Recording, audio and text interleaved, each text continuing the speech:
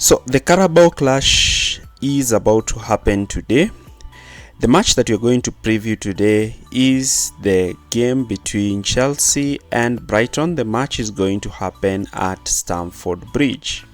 In this game, we are going to look at how both Roberto Di Zerbi and Mauricio Pochettino are going to tactically flex their muscles in this game.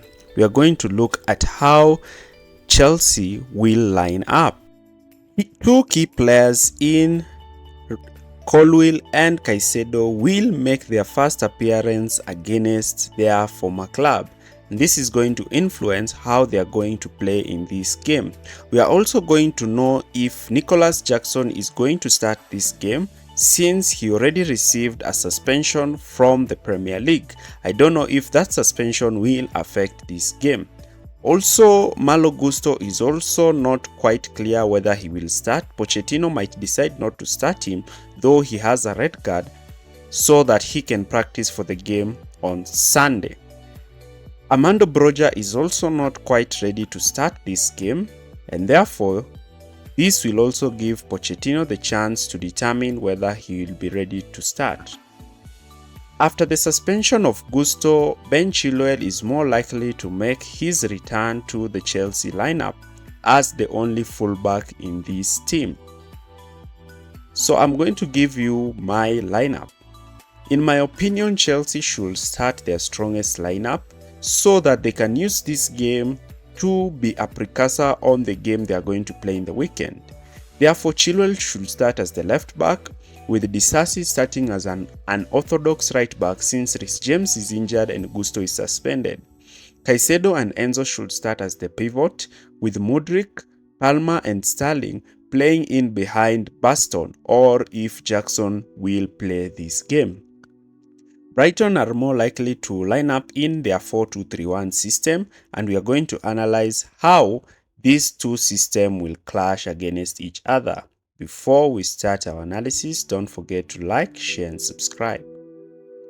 So our first team that we're going to look at is Brighton. We are going to see how Brighton will line themselves up tactically against Chelsea, and here is how.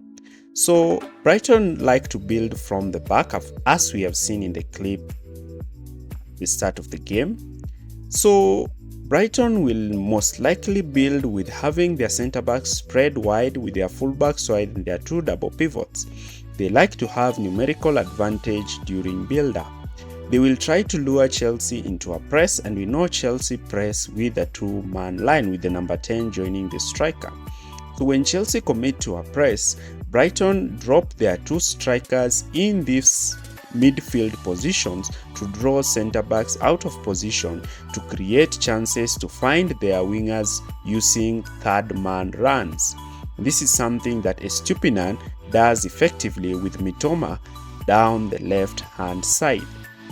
So, most teams decide to sit off Brighton in their first phase of play, and Chelsea might also try to do this, though Chelsea have been one of the most aggressive pressing teams this season. So in this instant, when Chelsea decide to sit and allow Brighton's goalkeeper to pick the centre-backs, Chelsea might use their front two and their wingers to try to press this six-man attack. But Brighton's centre-backs normally step out with the ball to draw in a press, then pass to the other centre-back and pick up the midfielder with a quick third-man pass and turn back and immediately begin Brighton's attack. Now, let's look at how Chelsea can adopt their strategy to mitigate this Brighton's attack. So it is clear that Brighton are going to use their expansive build-up structure to get at Chelsea. So what should Chelsea do? The first thing that Chelsea should do is in their press. And how should Chelsea press? Chelsea can opt to press with a 4-2-2 system, with their wingers starting narrow to cover the two holding midfielders as their forwards press the centre-backs. This will force Brighton to play the ball to the wide areas, and once the ball has been played to the wide areas, Chelsea should engage an aggressive touchline press to win the ball immediately. though Brighton's wide players are quite good in 1v1 situations. So that is one way Chelsea can do it. The second way is always having a midfield overload of having close to 5 players in midfield, with the wingers stacking in to allow the double pivots to pick Welbeck and Ferguson in the channels. This will ensure that Brighton's centre-backs will have time on the ball, but they will have nothing to do with this time on the ball because Chelsea will be pressing in a piston system. Chelsea can also establish pressing traps where they lure Brighton's centre-backs to play the balls in the centre of the pitch, where they can intercept them and immediately launch counter-attacks. Now, Chelsea in possession can shift in their back three with Chilwell pushing high and Caicedo and Enzo starting as the double pivot. Chilwell will prefer to underlap with Modric holding the line up front, line down the left-hand flank, with Sterling stretching the team wide down the right. In this system, Colwill can receive the ball and progress with the ball, that is either outside centre-back, draw in a Brighton winger and lay the ball out for the winger and the inverted fullback or midfielder to create numerical superiority against Brighton's fullbacks. Enzo Fernandez will also be free to move around the pitch as a number 8 so that he can be able to create these numerical advantages against the fullbacks in the wide areas. The same thing can also happen to Chelsea down the right hand side. This is whereby Enzo also shifts to the right, links up with Sterling and Palmer to generate numerical superiority against Brighton in the wide areas.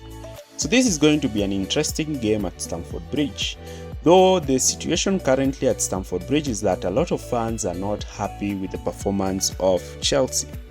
Chelsea are not in Europe, and therefore the Carabao Cup is a competition that Chelsea should be eyeing to win. It's a competition that Chelsea should struggle to go deep into the competition, and maybe they may win this competition and turn their fortunes this season, since they have started in a bad start.